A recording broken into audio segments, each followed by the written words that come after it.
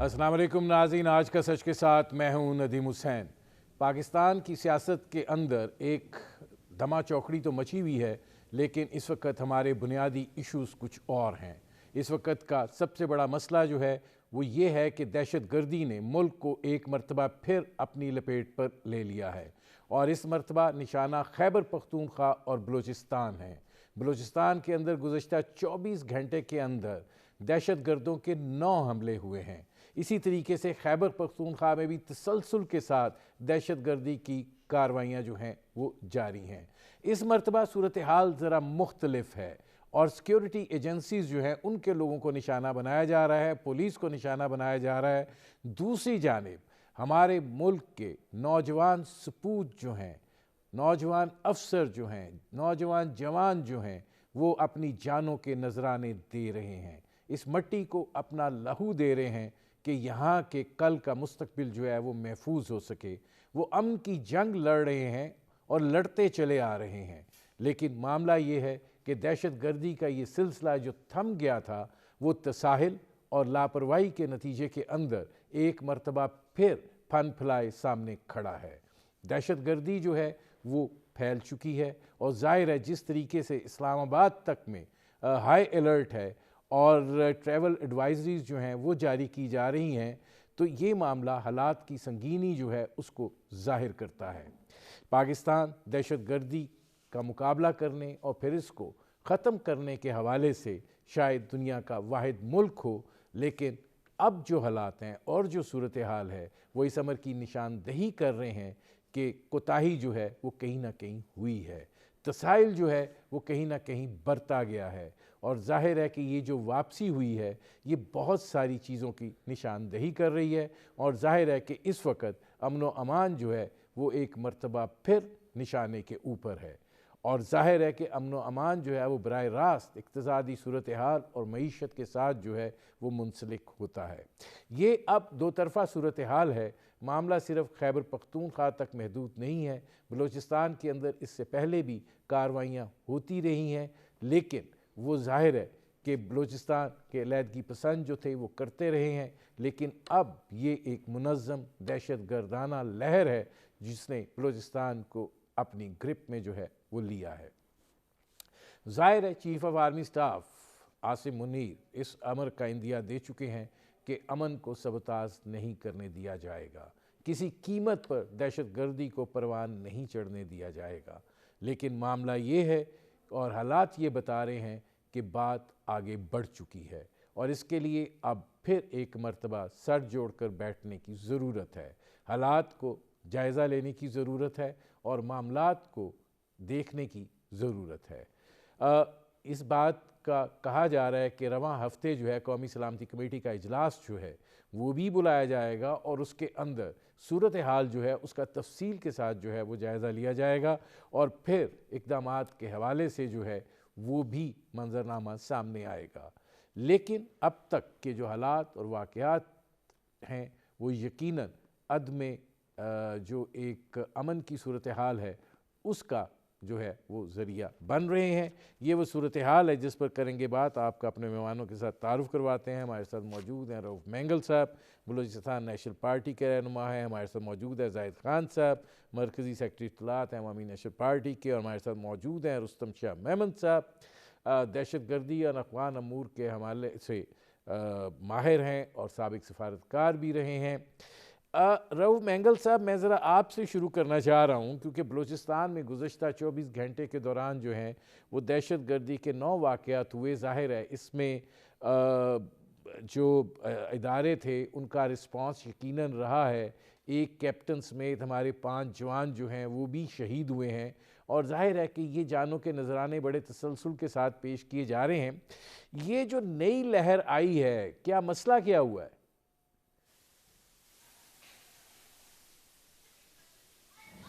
क्योंकि हमारे मुल्क में बदकिस्मती से आज का तो नहीं है, पहले से भी अगर अब देखा जाए मुशर्रफ के दौर से आज दिन तक हम तो यही तबाही और बर्बादी देख रहे हैं। लेकिन कभी हमने इसी के बुनियाद पे नहीं सोचा, कभी हमने इसकी काजिज़ पे नहीं गए کہ وہ کون سے مشکلات ہے، وہ کون سے چیزیں ہیں جو ہم سامنا کر رہے ہیں. ان کو بے گناہ لوگ اس کے جو ہے نا لقمہ اجل بن رہے ہیں، بے گناہ ٹارگٹ کلنگ میں کے ذریعے جو ہے نا مارے جا رہے ہیں، اور لوگوں کو اٹھا کے مسنگ بھی کیا جا رہا ہے، اور خواتین کو بھی اٹھا کے مسنگ کیا جا رہا ہے. اب جتنی انسانی حقوق کے وائلیشن کے حوالے سے اگر دیکھا جائے، کیونکہ آپ کا پروگرام، آپ کا ٹی وی کا نام بھی تو سچ ہے، تو سچ ضرور کڑوا لگتا ہے لیکن حقیقت پہ مبنی ہے. میں دلائل کے ساتھ آپ کے ساتھ بات کروں گا. جو باتیں ہم نے نیشنل اسمبلی کے فورم پہ بھی کیا ہے، ہم نے پریس میں بھی کیا ہے، ہم نے پبلک میں بھی کیا ہے، ہمیں نیشنل اور انٹرنیشنل سیمیناروں کے تحت بھی ہم نے یہ باتیں، ان تمام معاملات کو باریک بینی سے دیکھا جائے اور ان کا سلوشن، ان کا حل تلاش کیا جائے. جس طرح 75 سالوں میں ہم سفر کر رہے ہیں، وہ کون سی چیزیں ہیں، جو کون سے مطالبات ہیں جو حل نہ ہو. بات ہے نیتوں کی، بات ہے اختیار کی، اور بات ہے انسانیت کی. اگر بلوچستان کے معاملات کو آپ ایڈریس کریں گے، اس کا حل آپ کو ملیں گے. آپ کے معاملات کو آپ ایڈریس کریں گے، اس کا حل بھی آپ کو ملے گا. آپ سندھ کے معاملات کو بھی ایڈریس کریں گے، اس کا حل تلاش کریں گے نیک نیتی کے ساتھ، تو یہ حل ہو جائیں گے. ایسی کوئی چیز نہیں ہے جو ناممکنات میں ہو، اور ایسی کوئی چیز نہیں ہے جو حل نہ ہو. اب پولیٹیکل لیڈرشپ پہ ڈیپینڈ کرتے ہیں، اور پولیٹیکل لیڈرشپ کو سر جوڑ کے بیٹھنا ہوگا کہ جو ہماری بنیادی مسائل ہے اس کی حل کی طرف جائے، تاکہ ہم ان مسائل سے ہمیشہ کے لیے چھٹکارا حاصل کر سکیں. میں آتا ہوں روف مینگل صاحب، ذرا آگے اس پر بات کرتے ہیں. میں اس کو اوپن کر لوں. زاہد خان صاحب، آپ کیا کہتے ہیں کہ کیا صورتحال ہوئی ہے؟ یہ اس قدر شدت کے ساتھ یہ ایک مرتبہ پھر ہمیں دہشت گردی کا سامنا ہے. دیکھیں ندیم حسین صاحب، دو باتیں ہیں. خیبر پختونخوا کے اور بلوچستان کے مسائل میں تھوڑا فرق ہے، کیونکہ بلوچستان میں تو ایک آپ کو پتہ ہے کہ جس طرح اساسی محرومی تھی، قومی جو نیشنل پارٹیز تھی، ان کے لیے وہ ایک عنصر تھا جس پہ اعتراض ہمیشہ کے لیے بلوچوں کو رہا ہے کہ مسنگ پرسنز کا جو معاملات ہے یہ بات چیت کے ذریعے حل کیا جائے. لیکن بدقسمتی ہوئی جب ہمارے افغان طالبان جا کے افغانستان پہ قبضہ کیا، تو ہم نے یہاں پہ خوشیاں منائی اور مٹھائیاں کھائی، اور ہم نے کہا کہ یہ افغانیوں نے غلامی کی زنجیریں توڑ دی. اب وہ غلامی کی زنجیریں ٹوٹ تو گئے.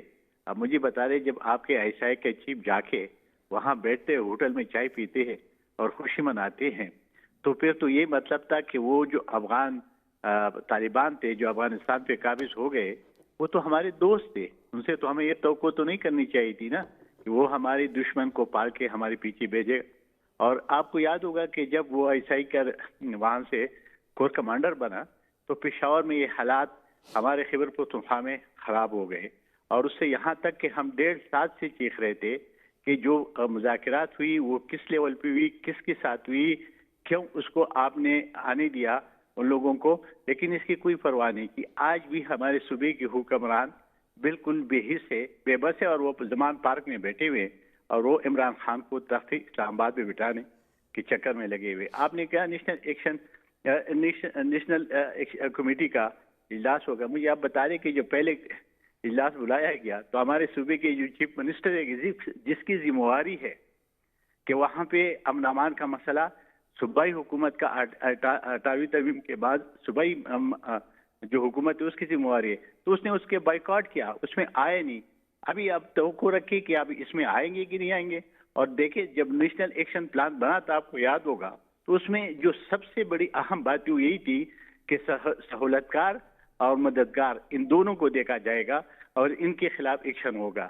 ہم نے تو بڑی مصیبت سے، آپ کو یاد ہوگا 2009 میں جب 8 میں ہم آئے تو ہم نے مقابلہ کیا دہشت گردی کا، اور ہم نے 1200 اپنے ورکر اور لیڈر شہید کروائے. لیکن کئی سی حد تک امن آ گیا تھا. ابھی امن پھر برباد ہو گیا. میں آتا ہوں زاہد خان صاحب، میں اس کو اوپن کر لوں. ایک بات کرو، اس وقت جو بلوچستان کا مسئلہ وہ بگڑا اس لیے ہے کہ وہ دہشت گرد ان لوگوں سے ملے ہیں جو ناراض ہے. اس لیے بلوچستان میں جو واقعات زیادہ رونما ہوتے رہے، کیونکہ وہ دہشت گرد جو TTP جس کو کہتے ہیں وہ بھی اس میں انوالو ہو گئی ہے. ٹھیک ہے. اچھا, اب رستم شاہ محمد صاحب, آپ نے خیبر پختونخوا اور بلوچستان دونوں کا جو صورتحال ہے وہ آپ نے سنی ہے. یہ فرمائیے گا کہ اب یہ دونوں جگہ کی صورتحال کو ہمیں الگ الگ طریقے سے دیکھنا چاہیے یا نہیں, یہ ایک ہی صفحے کے دو رخ جو ہیں وہ ہیں, کیونکہ ادھر بھی اب یہ دہشت گردی جو ہے یہ باہر سے آئی ہوئی ہے. دیکھیے, ایک قدر مشترک یہ ہے کہ بلوچستان کا بارڈر بھی افغانستان سے ملتا ہے اور صوبہ سرحد کا بارڈر جو ہے وہ بھی افغانستان کے ساتھ ملتا ہے, لیکن اس کے بعد بلوچستان کے حالات کچھ مختلف ہیں. وہاں پہ نہ صرف بلوچ لبریشن آرمی کام کر رہی ہے, بلکہ ہو سکتا ہے کہ ٹی ٹی پی کے بچے کچے لوگ بھی وہاں پر موجود ہوں, اور ہو سکتا ہے کہ داعش کے کچھ لوگ بھی وہاں پر موجود ہوں, کیونکہ داعش پہ اب وہاں پہ زمین تنگ ہو رہی ہے. افغانستان میں ان کو جگہ نہیں مل رہی, ان کو وہاں سے نکلنا ہوگا یا سرنڈر کرنا ہوگا. اس کی وجہ بنیادی طور پر یہ ہے کہ پچھلے 4 سال میں اس مسئلے پہ کوئی فوکس نہیں رہا. پچھلے 4 سال میں چور ڈاکو وغیرہ کی باتیں ہوتی رہیں اور اعتراضات ہوتے رہے, الزامات لگتے رہے, ان پہ توجہ نہیں رہی بلکہ ختم ہو گئی. یہی وجہ ہے کہ جو ٹی ٹی پی کے ساتھ کابل میں جو مذاکرات ہوئے تو اس کے بعد کچھ امید چلی تھی کہ اب یہ بات آگے بڑھے گی, لیکن اس بات چیت کو پھر ایبنڈن کیا گیا, اس کو ختم کر دیا گیا, جس کی وجہ سے ٹی ٹی پی کے جو رینکس ہیں ان میں بے چینی مایوسی پھیل گئی کہ اب تو کوئی حل ہے ہی نہیں. تو وہ اب وار کرنے لگے, وہ حملے کرنے لگے. ان کو معلوم ہے کہ جل یا بدیر ان کو افغانستان کے ساحل سے مکمل طور پر نکلنا ہوگا, کیونکہ افغان طالبان ان کو مزید برداشت کرنے کے لیے شاید تیار نہ ہوں. اسی طرح داعش کو بھی یہ معلوم ہے کہ افغان طالبان ان کو برداشت کرنے کے لیے تیار نہیں ہیں, تو ان کے حملوں میں اب شدت آ گئی ہے.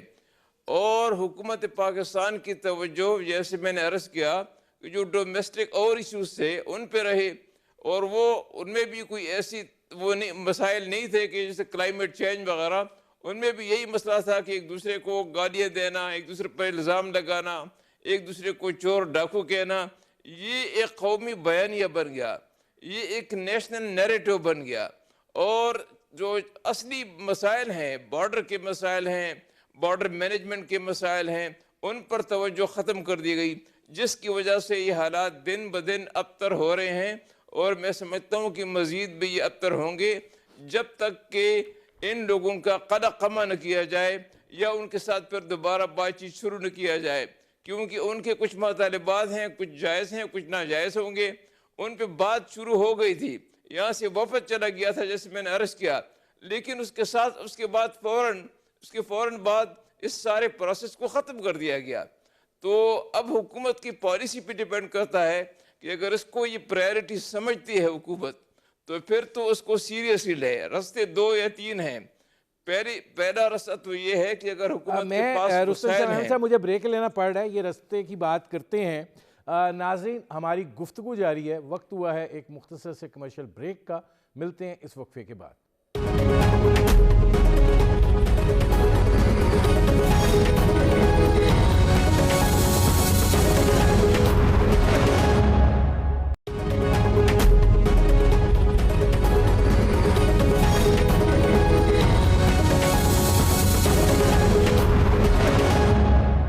Welcome back. رؤف مینگل صاحب, یہ فرمائیے گا کہ رستم شاہ میمن صاحب بھی یہ بات کر رہے ہیں کہ بلوچستان کی یہ قدر بھی مشترک ہے کہ افغانستان کا بارڈر ملتا ہے, اور ظاہر ہے کہ جس طریقے سے بلوچستان کی اس وقت ایک عدم استحکام کی صورتحال ہے, اور ظاہر ہے کہ کنٹرولنگ میکانزم اتنا مضبوط نہیں ہے, اور ایک تساہل جو ہے وہ ہمیں دکھائی بھی دیتا ہے, تو آپ کو لگتا ہے کہ یہ جو بیرونی عوامل ہیں اور اندرونی عوامل ہیں یہ اب اسٹرینگتھ پکڑ گئے ہیں بلوچستان کے اندر, جس کی وجہ سے یہ تیزی آئی ہے؟ دیکھیں, سب سے پہلے ہم اپنے خارجہ پالیسی پہ نظر ثانی کریں, اور آپ جب نیشنل ڈومیسٹک معاملات ہے, مسائل ہوتے ہیں, और कुछ जो है ना इंटरनेशनली मसाइल से भी हम दो चार हैं। ज़ाहिर सी बात है कि अफ़गानिस्तान के अंदर इतनी बड़ी तब्दीली और इतनी बड़ी जंगें हुई है वहाँ पे, तो उसमें जो है ना हमारे मुल्क के पॉलिसी साज हैं या जो जहाँ पे इनकी पॉलिसी बनती है, तो कोई अपने मुल्क के लिए भी अच्छा काम नहीं किया, और दूसरी तरफ से ये है कि उनके लिए भी कोई अच्छी पेशरफ्त नहीं हुई।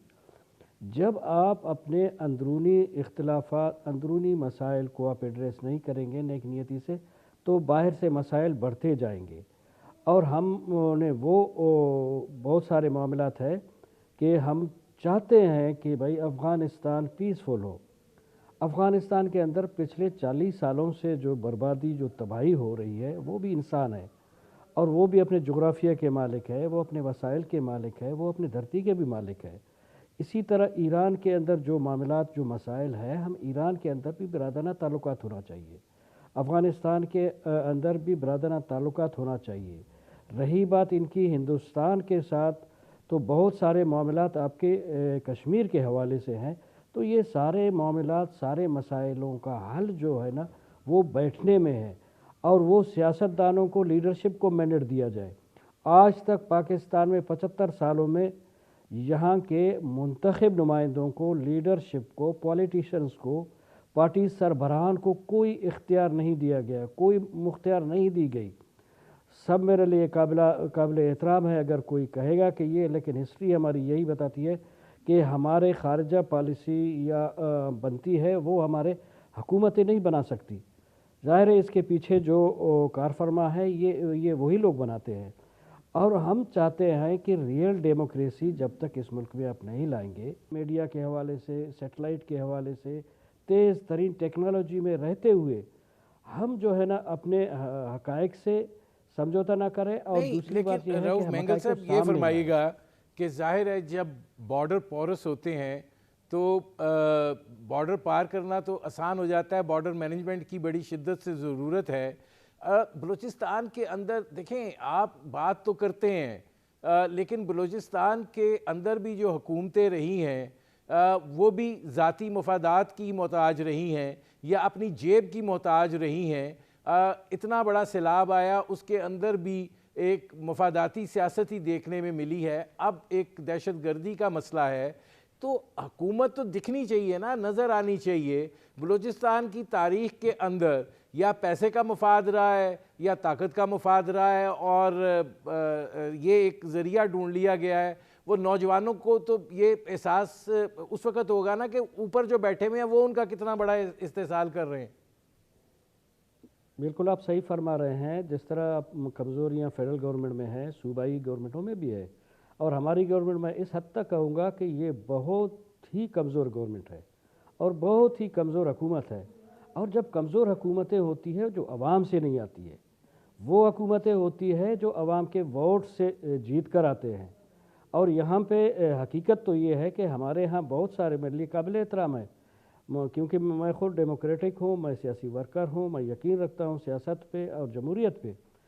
और मैं आपको ये बता दूँ कि हमारे यहाँ तो अक्सरियत वो लोग हैं जिनको पता ही नहीं था कि जिनको टिकट दिया गया, जिनको पता नहीं था, जिनके लिए पार्टियाँ बनाई गई, जिनको पता नहीं था कि उनको लाया गया, उनको दिखाया गया, उनको जितवाया गया, उनको मिनिस्टर, आज वही लोग जो है ना आज फिर ताकि 2023 से मैं रऊफ मेंगल साहब आता हूँ। अच्छा, इसमें जाहिद खान साहब ये फरमाइएगा कि अब ये जो सूरत हाल दरपेश है, ज़ाहिर है नेशनल एक्शन प्लान बना था, उसके ऊपर अमल दरामद नहीं हुआ। पिछले 4 साल का इक्तिसाइल, जैसे रुस्तम शाह महमूद साहब ने कहा है कि इक्तिसाइल है, एक लापरवाही है, एक जिसे कहते हैं कि नज़रअंदाज किया गया है।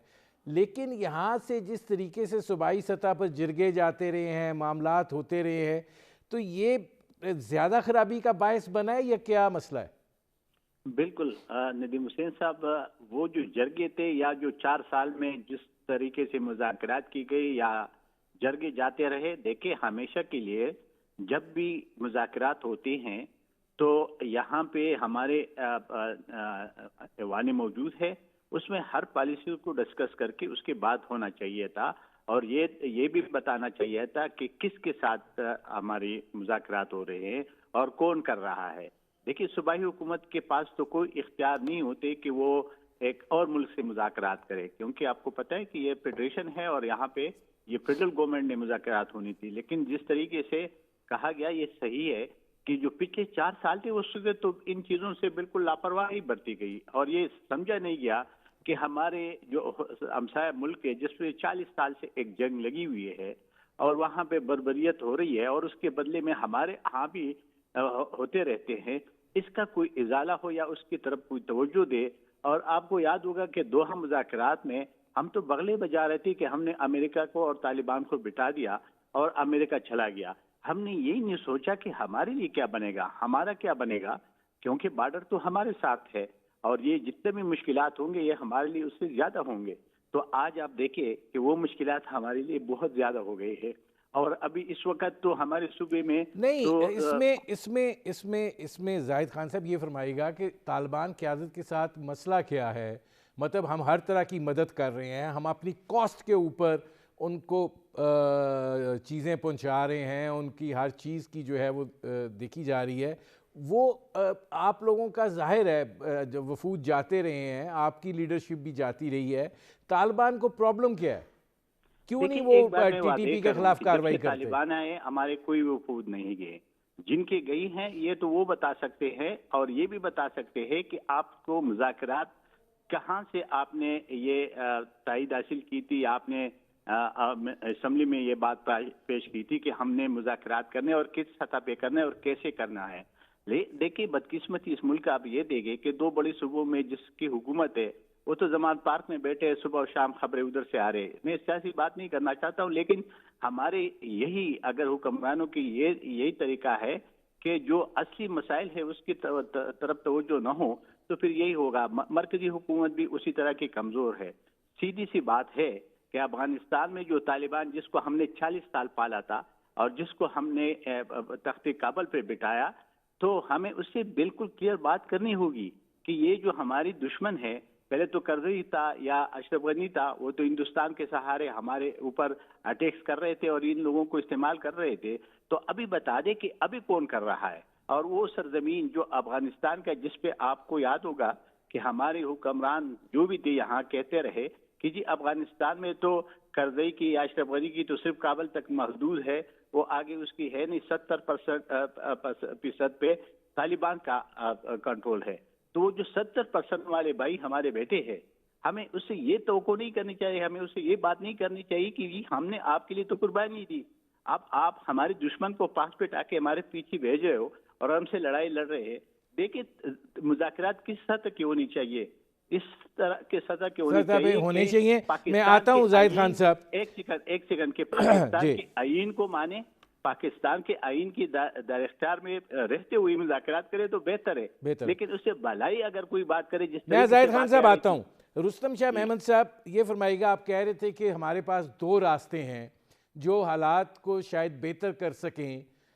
مطلب اس وقت تو ایسی صورتحال ہے کہ اسلام آباد جیسے شہر میں بھی ہائی الرٹ ہے اور یہاں سفارتکاروں کو اپنی موومنٹ ریسٹرکٹ کرنے کے لیے کہا گیا ہے. تو آپ وہ کیا 2 راستے ہیں؟ دیکھیے پہلا راستہ تو یہ ہے کہ اگر آپ کے پاس اگر وسائل ہوں، انٹیلیجنس کے وسائل، ہیومن ریسورسز آپ کے پاس ہوں، تو آپ ان کا مقابلہ کریں اور ان کو ایلیمینیٹ کر لیں. اگر آپ کے پاس یہ وسائل نہیں ہیں اور وہ آپ ان کا پورا وہ نہیں کر سکتے، تو دوسرا راستہ یہ ہے کہ جو مذاکرات شروع ہوئے تھے ان مذاکرات کو آپ آگے بڑھائیں. اگر ان کے ٹی ٹی پی کی میں بات کرتا ہوں، اگر ان کے 2-3 مطالبات تھے، ایک مطالبہ ان کا یہ تھا کہ ان کے قیدیوں کو رہائی دی جائے، دوسرا مطالبہ ان کو یہ تھا کہ ٹرائبل ایریا میں جو پرانا نظام ہے وہ بحال کیا جائے، اور تیسرا مطالبہ ان کا یہ تھا کہ جو مسنگ پرسن ہیں ان کا حساب کتاب دیا جائے. اب آپ کو معلوم ہے کہ جو مسنگ پرسنز ہیں اس میں تو حکومت کا عمل دخل کم ہے اور جو مقتدر حلقے ہیں ان کا اثر زیادہ ہے. تو ہمارے یہاں تو بدقسمتی سے پاور سینٹر زیادہ ہیں، اس لیے کوئی فیصلہ کرنے میں دشواری ہوتی ہے. اسیسمنٹ کرنے میں دشواری ہوتی ہے، رسپانس دینے میں بھی دشواری ہوتی ہے۔ اور یہ ہر جگہ پہ یہ دیکھا گیا ہے کہ جہاں پہ پاور سینٹر ایک نہیں بلکہ کئی ہوں تو یہ کنفیوژن پالیسی میں رہے گا۔ ہماری پالیسی جو ہے وہ کنٹراڈکشن کا شکار ہے۔ میں آپ کو مثال دیتا ہوں، آپ نے 2600 کلومیٹر سرحد پہ باڑ لگایا، اس پہ آپ نے $1 بلین یعنی 25,000 کروڑ روپے خرچ کیے۔ اس پروجیکٹ کی منظوری نہ تو قومی اسمبلی نے دی تھی اور نہ کابینہ نے دی تھی، لیکن یہ پیسہ خرچ کیا گیا۔ اس کی وجہ سے جو آپس کے رشتے ناتے تھے وہ ختم ہو گئے، جو اس طرف لوگوں کی اس طرف زمینیں تھیں ان کے لیے جانا مشکل ہو گیا، ختم ہو گیا، جو تجارت ہونی تھی وہ بھی ختم ہو گئی، جو ایک دوسرے کے شادی غمی میں شرکت وہ مسئلہ بھی ختم ہو گیا۔ اس میں رستم شاہ محمد صاحب وہ یہ کہتے ہیں کہ تجارت ختم نہیں ہوئی، سمگلنگ کو دھچکا لگا ہے، اور جو یہ مافیاز ہیں ان کے جو مفادات ہیں ان کو زک پہنچی ہے، اور وہ بھی اس صورتحال کو استعمال کر رہے ہیں تاکہ یہ جو پہلے والی صورتحال ہے وہ کسی شکل میں بحال ہو سکے۔ وہ سمگلنگ جو ہونی تھی وہ اس وقت بھی کئی رستوں سے ہو رہی ہے، لیکن جو تھوڑی بہت لوکل تجارت ہوتی تھی، لوکل ٹریڈ جو ہوتی تھی، اس کا بالکل وہ جو ہے وہ تو بالکل ختم ہو گئی ہے۔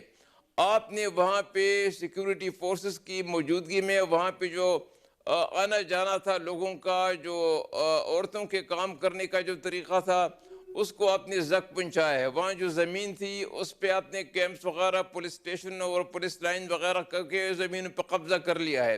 ان کا ایگریکلچر سیکٹر تباہ ہو گیا ہے، ان کی رورل اکانومی تباہ ہو گئی ہے۔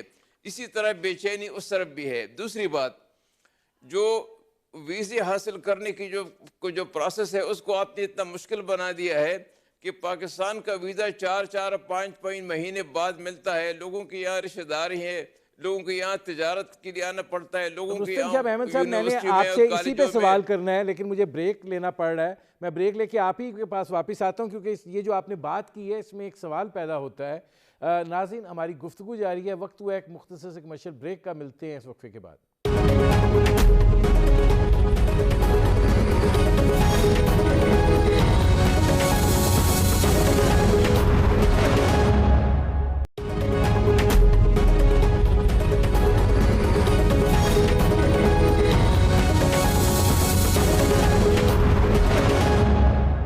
Welcome back. اب رستم شاہ محمد صاحب آپ کہہ رہے ہیں کہ ویزا کو مشکل بنا دیا ہے، مطلب دہشت گردی کے حوالے سے افغانستان کی سرزمین جتنے بدترین طریقے سے پاکستان کے خلاف استعمال ہوئی ہے، شاید اس کی مثال کہیں اور نہ ملے۔ تو آپ اگر روکنا چاہتے ہیں، اپنے لوگوں کو محفوظ بنانا چاہتے ہیں، تو پھر طریقہ کار تو مروجہ طریقہ کار تو یہی ہے، یا پھر آپ رحم و کرم پہ چھوڑ دیں کہ تجارت کے بھیس میں دہشت گرد آ جائیں، ویزا لے کر بھی قانونی طور پر بھی آ جائیں، غیر قانونی طور پر بھی آ جائیں۔ سفر تو یہاں کے لوگ کر رہے ہیں، اتنے لوگوں کی پہلے شہادتیں ہو چکی ہیں، ابھی بھی سیکیورٹی فورسز کے لوگ تسلسل کے ساتھ، خیبر پختونخوا کی پولیس جو ہے اپنی جان کے نذرانے دے رہی ہے، بلوچستان میں سیکیورٹی ایجنسیز کے لوگ دے رہے ہیں۔ دیکھیے، روٹ کاز کو آپ ایڈریس کریں تو پھر آپ کو بارڈر پہ باڑ لگانے کی ضرورت نہیں ہوگی۔ یہ کبھی نہیں ہوتا کہ ایسا باڑ لگائے جائے کہ سارے تعلقات بالکل ختم ہو جائیں، صرف 2 یا 3-4 کراسنگ پوائنٹ رہ جائیں۔ تو آپ دیکھیں کہ اس وقت آپ نے باڑ لگایا ہوا ہے، لیکن اس کے باوجود انسیڈنٹس ہو رہے ہیں۔ آپ خود کہتے ہیں کہ ان میں زبردست شدت آ گئی ہے، تو یہ شدت کیسے آ گئی ہے جب آپ نے باڑ لگایا ہے؟ اس کا مقصد یہ ہے کہ یہاں پہ اندرونی ایسے عناصر ہیں جو اس کام میں ملوث ہیں، جو جن حملوں میں ملوث ہیں، اور ان کی سرکوبی نہیں ہو رہی، ان پہ حملے نہیں ہو رہے، ان کو آئیڈینٹیفائی نہیں کیا جا رہا۔ ہمارے وسائل چاہے انٹیلیجنس کی شاید اتنے کمزور ہو گئے ہیں کہ ہمیں ان کا پتہ لگانے میں، ان کا کھوج لگانے میں دقت محسوس ہو رہی ہے۔ اگر آپ مسئلے کے روٹ کاز کو ایڈریس کر لیں تو پہلے بھی یہ بارڈر اوپن تھا، اور پچھلے کئی سو سالوں سے یہ بارڈر اوپن چلا آ رہا ہے، اور آج سے 10 سال پہلے بھی یہ بارڈر اوپن تھا، کوئی ایسا انسیڈنٹ نہیں ہوا۔ لیکن اب کیوں ایسے انسیڈنٹ ہو رہے ہیں؟ آپ وہاں پہ جو بے چینی ہے، دیکھیے آپ تورخم میں یا چمن جائیں، تو تورخم اور چمن میں 500 ٹرک کھڑے رہتے ہیں، 4 5 6 دن، حتیٰ کہ جو سامان ہوتا ہے وہ بالکل ضائع ہونے جاتا ہے۔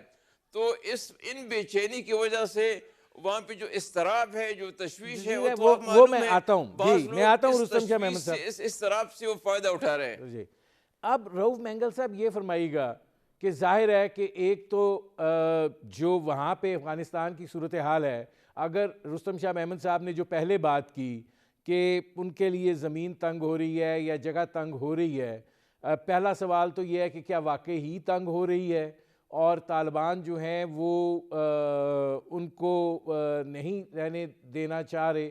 دوسری صورت یہ ہے کہ کیا طالبان کی جو ہے ان کے ساتھ وہ لڑتے رہے ہیں، ان کو ایک سکے کے دو رخ کے طور پر ہی دیکھا جائے؟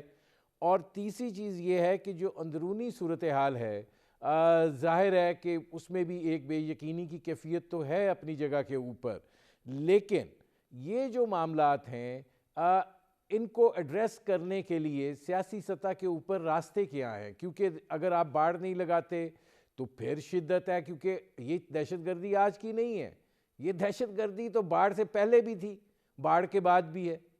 میں نے کہا دیکھیں رستم صاحب جو کہہ رہے ہیں اس کو میں سیکنڈ کرتا ہوں کہ آپ تورخم بارڈر سے لے کے آپ چمن کے بارڈر سے، زوب کے بارڈر سے اور ایران اور شابار کے بارڈر اور گوادر پسلی جیولی کے بارڈر تک آپ جائیں گے، پنجور تک، یہ سارے وہ علاقے ہیں کہ اس طرف بھی ان کے رشتہ دار عزیز، اس طرف اور جس طرح واگا بارڈر کے اس طرف پنجابی ہے تو اس طرف بھی پنجابی ہے، وہ بھی آپس میں رشتہ دار عزیز ہے۔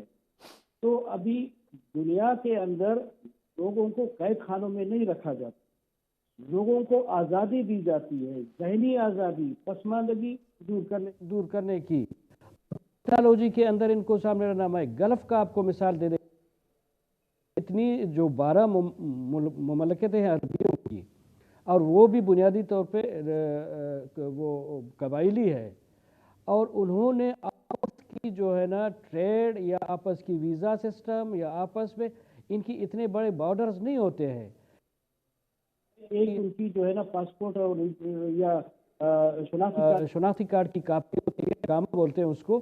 زاہد خان صاحب یہ فرمائیے گا کہ خیبر پختونخوا کا مسئلہ اس لیے بھی زیادہ حساس ہو جاتا ہے کہ دونوں طرف جو ہے وہ روابط جو ہیں بہت مضبوط ہیں۔ آپ کو کیا لگتا ہے کہ جو انٹیلیجنس کا معاملہ ہے وہ کمزور ہے، گورننس کے جو ایشوز ہیں وہ ہیں، اور پھر چونکہ سی ٹی ڈی کو بڑے پیمانے پر آرگنائز کیا گیا تھا اور اس مقصد کے لیے کیا گیا تھا کہ وہ ایک فرنٹ لائن فورس کا کردار ادا کرے گی دہشت گردی کے خلاف جنگ میں، اس میں کمزوری آئی ہے، کیا وجہ بنی ہے؟ سب سے بڑی بات سی ٹی ڈی والوں کا تو بیچاروں کا جو ہمارے صوبے کا حال ہے وہ تو برا حال ہے۔ اب اس وقت ہمارے صوبے میں جو حکمران ہیں وہ تو میں نے آپ کو پہلے عرض کی کہ وہ تو اسلام آباد کی طرف دیکھ رہے کہ اس کو ہم کیسے قبضہ کر لیں۔ جہاں تک افغانستان کا اور ٹی ٹی پی کا تعلق ہے، دیکھیں یہ جو باڑ لگایا جس پہ اربوں روپے خرچ کیے، اس سے کوئی فائدہ تو نہیں ہوا، نقصان ہی ہوا، کیونکہ یہ آپ کے ہزاروں سال یہ لوگ آپس میں رشتے ہیں اور بارڈر کی طرف اس طرف کھل کے آتے جاتے تھے۔ اب آپ نے قدغن لگا دیا، ظاہر ہے کہ جہاں قدغن لگتے ہیں تو وہاں پہ حالات خراب ہو جاتے ہیں۔ دوسرا یہ کہ آپ نے بالکل بزنس والا حالات جو آپ کے افغانستان کے سے وہ بالکل آپ نے محدود کر دیا، اور اس طرف بھی اور اس طرف بھی آپ نے لڑائی کی۔ اس سے تو پہلے کرزئی کے اور اشرف غنی کیا تو بہتر تھا، ان سے تو پھر بھی آپ بزنس تو کرتے رہے۔ یہ تو آپ کے دوست ہیں، ان سے بیٹھ کر بات کیوں نہیں کرتے ہیں کہ جی جو ہماری دشمن آپ کے ہاں رہتے ہیں، چاہے وہ داعش ہے چاہے ٹی ٹی پی ہے، ٹی ٹی پی والے تو کہتے ہیں کہ جی ہم پاکستان کے اندر ہیں اور ہمارے یہاں پہ بہت ہمارے پاس اسلحہ ہے، ہم کئی سال تک لڑ سکتے ہیں۔ تو مجھے پھر بتا دیں، آپ والی بات آتی ہے کہ ہماری انٹیلیجنس ایجنسیاں کیا کر رہی ہے، ہمارے گڈ گورننس کی مسئلہ ہے یا ہمارے حکمرانوں کے آپس میں جو چلگس ہے صوبوں کے اور مرکز کے بیچ میں اس کا ہے، یا ہمارے اداروں کا ابھی بھی انوالومنٹ ہے؟ تو دیکھیں نا، یہ ساری چیزیں اگر ایک پلیٹ فارم پہ نہیں ہوں گے، ایک پیج پہ نہیں ہوگا تو یہ مسائل بڑھتے جائیں گے، یہ کم نہیں ہو سکتی ہے۔ اور اس کے لیے ہمیں تو میز پہ بیٹھنا ہوگا، لیکن عمران خان کو کون راضی کرتے ہیں؟ ابھی دو صوبے جو بڑے ہیں، خیبر پختونخوا اور پنجاب، اس میں جو صورتحال تو یہی کہ بس حکومت کو اب اسمبلی توڑ رہے، اسمبلی بحال کر رہے، اسی میں لگے ہوئے ہیں. اس جو خدشات ہے جس کا آپ نے بہت اچھا پروگرام کیا، ورنہ نیشنل میڈیا میں ہمارے کوئی اس طرف کا ذکر ہی نہیں ہے، چاہے سوشل میڈیا ہے چاہے نیشنل میڈیا ہے. وہ تو اپنی اس میں لگے کہ زمان پارک میں ہو گیا، ادھر یہ ہو گیا، شہباز شریف نے یہ کہہ دیا، پلان نے وہ کہہ دیا. تو جو عوام کے مسائل ہے اس کی طرف تو ہم دیکھ ہی نہیں رہے. جس تباہی کی طرف ہم بڑھ رہے ہیں اور آگے جا رہے ہیں، تو یہ آپ کو 2008 سے 2004 سے 2018 تک جو صورتحال تھی اس سے یہ زیادہ بری طرح جا رہے ہیں، کیونکہ آپ پشاور کے لوگ وہاں سے بھاگ رہے ہیں. بطخ کے چٹس بیچتے ہیں، اگر نہیں دیتے تو اس کے اوپر اٹیکس ہوتے ہیں. اور آپ نے کہا اسمگلنگ کہاں سے رکا ہے؟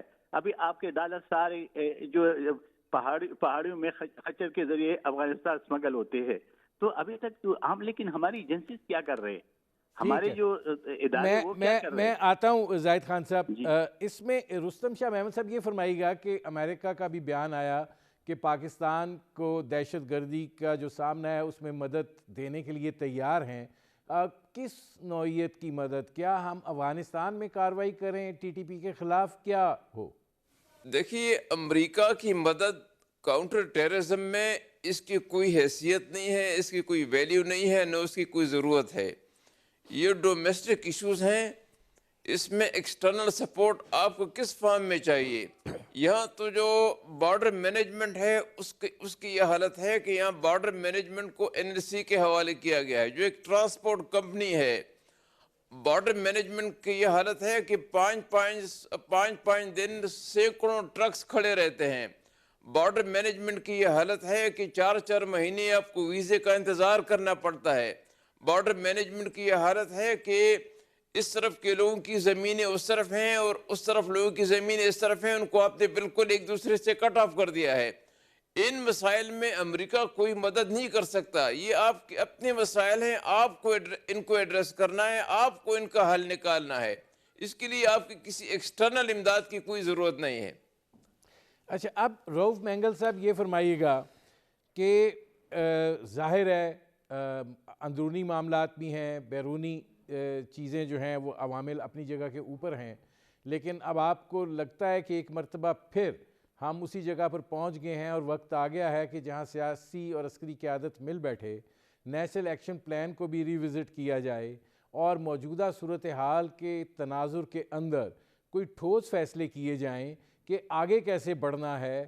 اگر مذاکرات کرنے ہیں تو کیسے کرنے ہیں، اگر کارروائی کرنی ہے تو پھر الٹیمیٹ کارروائی ہو، تاکہ یہ جو ایک خوف اور دہشت کی فضا ہے یہ تو بہتر ہو. سر بالکل اس میں دو رائے نہیں ہے. گزارش یہ ہے کہ تمام جو مسائل ہے، تمام جو مشکلات ہے جو اس وقت ہو رہے ہیں، اس سے پہلے بھی کئی بار ہم نے، یا ہماری پارٹی کی موقف رہی ہے یا کسی بھی ذی شعور لوگوں کی، تجزیہ نگاروں کی، آپ جیسے سینئر صحافیوں کی بھی، کہ تمام معاملوں کو سر جوڑ کے نیک نیتی سے بیٹھ کے اس کا حل تلاش کیا جائے. دیکھیں، اگر ہم افغانستان کے اندر مداخلت کرتے ہیں تو وہ مداخلت کرے گا، ہم اگر ایران کے اندر مداخلت کرتے ہیں تو وہ کرے گا. تو ہم سارے معاملات اس طرح سے ہیں کہ ہم اپنی بھی تو جرم کا اعتراف کریں کہ ہم نے ایک بھائی چارے کی حیثیت سے، ایک دوست ہمسائے کی حیثیت سے اپنی ٹریڈ کو بڑھانے کے لیے، انسانوں کی جو ہے نا آج کل دنیا کتنی مختصر ہو چکی ہے ایک دوسرے سے ملنے ملاقات، تو جب ہمارے ٹریڈ آزاد ہوگی، ہم آزاد ہوں گے، یہ ملک ترقی کرے گا، لوگ ترقی کریں گے.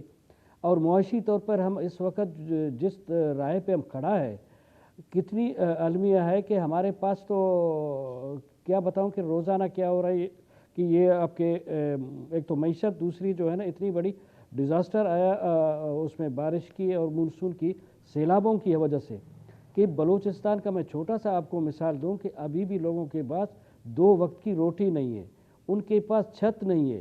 اسی حال سندھ کی ہے کہ وہ پانی میں کے اندر ڈوبے ہوئے، ریہیبلیٹیشن ابھی تک نہیں ہو رہا ہے.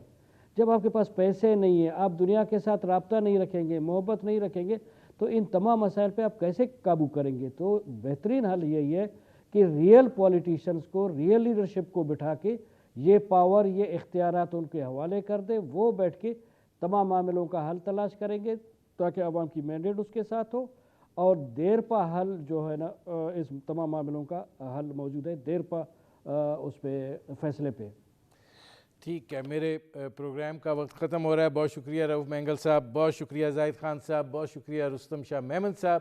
ناظرین، آپ نے ہمارے پینل کے شرکاء کی گفتگو سنی۔ یقیناً حالات جو ہیں اب وہ سنگین ہیں، دہشت گردی جو ہے وہ بڑھ چکی ہے اور ظاہر ہے کہ اس کا تدارک جو ہے اور وہ بھی مؤثر انداز میں وقت کی ایک اہم ترین ضرورت ہے۔ اس حوالے سے ہماری سیاسی قیادت کو بھی یکجا ہونا پڑے گا اور ہماری عسکری قیادت کے ساتھ بیٹھ کے اس معاملے کا ایک اثر نو جائزہ لینا پڑے گا اور ان عوامل کو جائزہ لینا پڑے گا جس کے نتیجے میں یہ دہشت گردی ایک مرتبہ پھر لوٹ کر آئی ہے، اور اس کا جس قدر جلدی تدارک ممکن ہو کیا جانا چاہیے۔ اجازت دیجیے، اللہ حافظ۔